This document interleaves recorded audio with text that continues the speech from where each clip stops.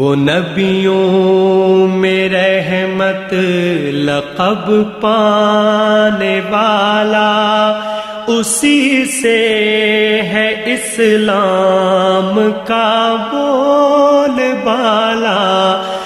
नाज़रीन, अवामी न्यूज़ में ख़बरनि जो सिलसिलो जारी है। इन वक्त असीं तव्हांखे वाशिंगटन खां ख़बर ॾींदा हलूं त अमरीकी technology company app search engine Google जी हुक्मरानी ख़त्म करण ऐं पाण भाड़ण लाइ पंहिंजे नए सर्च इंजन जी तैयारी ते कमु शुरू करे छॾियो आहे। गूगल हर साल ऐप ते 10 खां 12 अरब डॉलर अदा कंदो आहे, जीअं ऐप जी डिवाइसिस ते मरकज़ी सर्च इंजन जे तौर ते रखियो वञे। गूगल सां गॾु ऐप जो मुआहिदो जल्द ख़त्म थियण वारो आहे ऐं गूगल जे ख़िलाफ़ अमरीकी इंसाफ़ वारे खाते जी एंटी ट्रस्ट केस सबबि हिन में वाध नथी थी सघे। ऐप जे सर्च इंजन में सार्फिन जी प्राइवेसी ते ज़ोर ॾिनो वेंदो आहे। ऐप तरफ़ां गूगल खां परे रहण जे लाइ काफ़ी अरसे खां कमु कयो पियो वञे। मज़ीद खबरों और तफसीलात के लिए विजिट करें हमारी वेबसाइट www.awamiNewsHD.com।